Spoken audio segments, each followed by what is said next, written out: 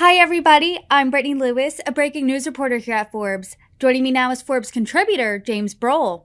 James, as we sit here right now, we are less than 3 weeks away from the X date that Treasury Secretary Janet Yellen gave that we need to raise the debt ceiling by, and that date is June 1st. House Republicans, led by Speaker McCarthy, have so far been the only group of lawmakers to notch a legislative victory when it comes to the debt ceiling. They passed the Limit, Save, Grow Act last month, which made significant cuts to Inflation Reduction Act era energy credits. Can you break down those cuts for us? Sure. So the Limit, Save, Grow Act is the House Republicans' attempt to raise the debt ceiling. So it raises the government's borrowing limit through March of next year, or by $1.5 trillion, essentially, whichever comes soonest. But in addition to raising the debt ceiling, the Republicans are making a number of other changes. And one of these is to roll back the tax credits that were the energy tax credits that were part of the Inflation Reduction Act.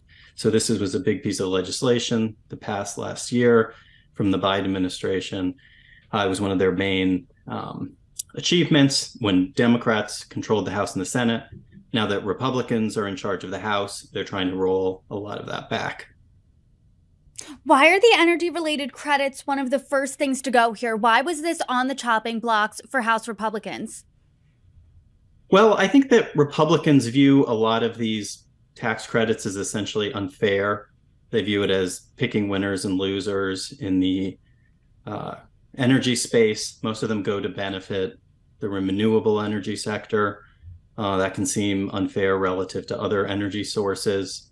Democrats, by contrast, tend to view these tax credits as necessary to facilitate the energy transition. So it kind of depends on your perspective. Right now, we're at a stalemate. This doesn't look like this will get passed. Senate Majority Leader Chuck Schumer said that this was dead on arrival. Democrats have called this essentially a ransom note.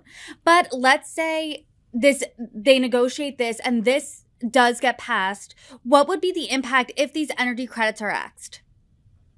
Sure. So what it would do is it would return us to the situation that prevailed before the Inflation Reduction Act passed. So there are really a hodgepodge of a number of different energy credits that were in the Inflation Reduction Act. So one of the better known is some of the changes made to the electric vehicle tax rebate. So the Inflation Reduction Act extended tax credits to previously owned vehicles and some commercial electric vehicles. It also imposed some caps on income restrictions, essentially, for people who are claiming the tax credit for electric cars.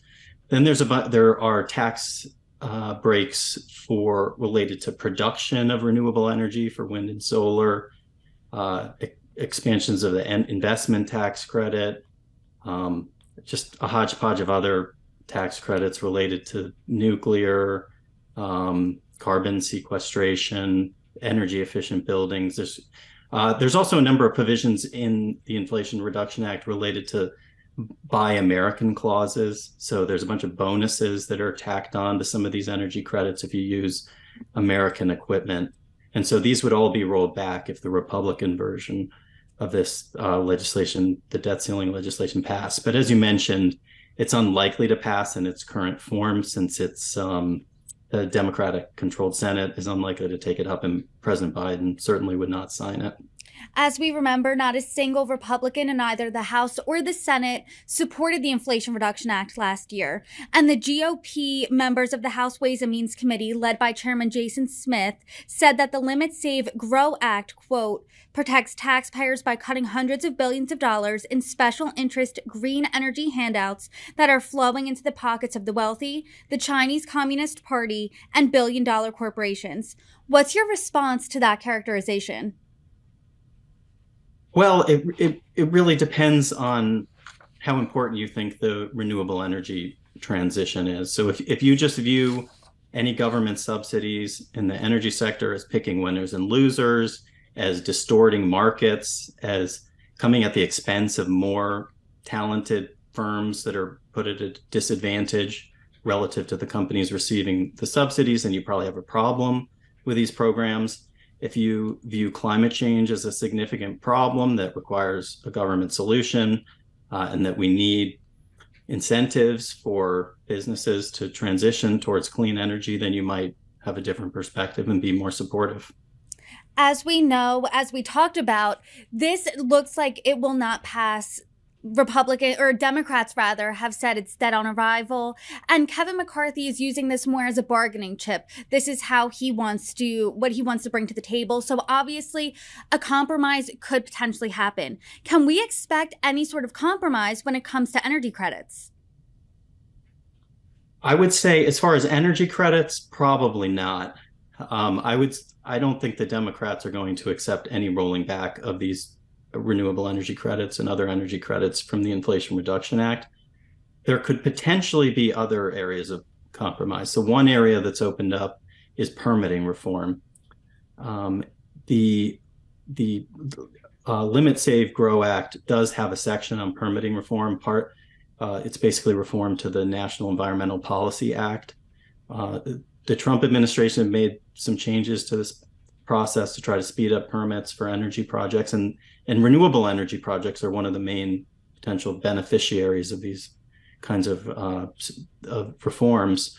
So some of these Trump era reforms are in this House debt ceiling bill. It's unlikely they would pass in exactly that form, but because there are a lot of Democrats who are frustrated with how long it's taking for renewable projects to get approved, for transmission lines, which are going to connect wind and solar farms to the grid, for those to get approved, there's increasing appetite from Democrats as well as Republicans to do something on permitting reform. So I don't think it would look exactly like what's in the House legislation, but this is an area of potential compromise where something could come together.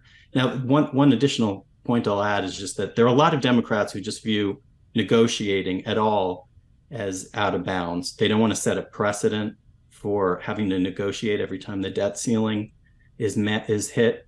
So they just are saying no negotiations whatsoever. This is why it's uncertain at this point whether compromise is going to be met. I think there's areas like permitting reform where there could be a compromise, but there are some who just don't want to negotiate. And they have been holding firm to that, at least publicly.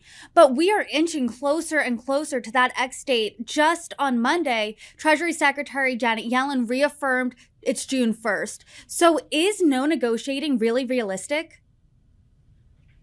I think ultimately it's going to depend on which party believes that they're going to be blamed if the debt ceiling is surpassed and the government can't pay its bills. So if the Republicans feel like they're going to be blamed, they'll probably just cave and raise the debt ceiling without any conditions. But if the president feels like he's going to be blamed because he's the president and is in charge, then he may come to the negotiation table and reach an agreement. So I think politics are ultimately what's going to determine what happens. Does the average voter really care who gets blamed as long as it gets done? Because the implications of defaulting on our debt, I mean, A, it's unprecedented. B, the word recession is being thrown around. Do voters care as long as it gets done?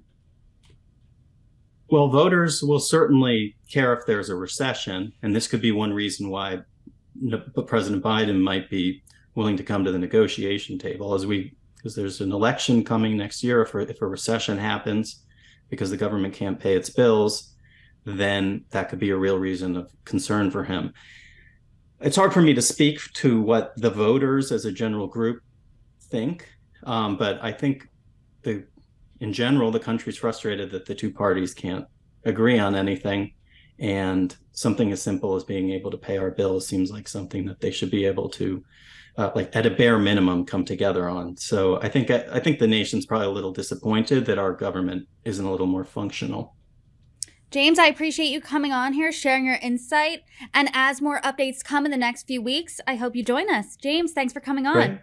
Thanks so much.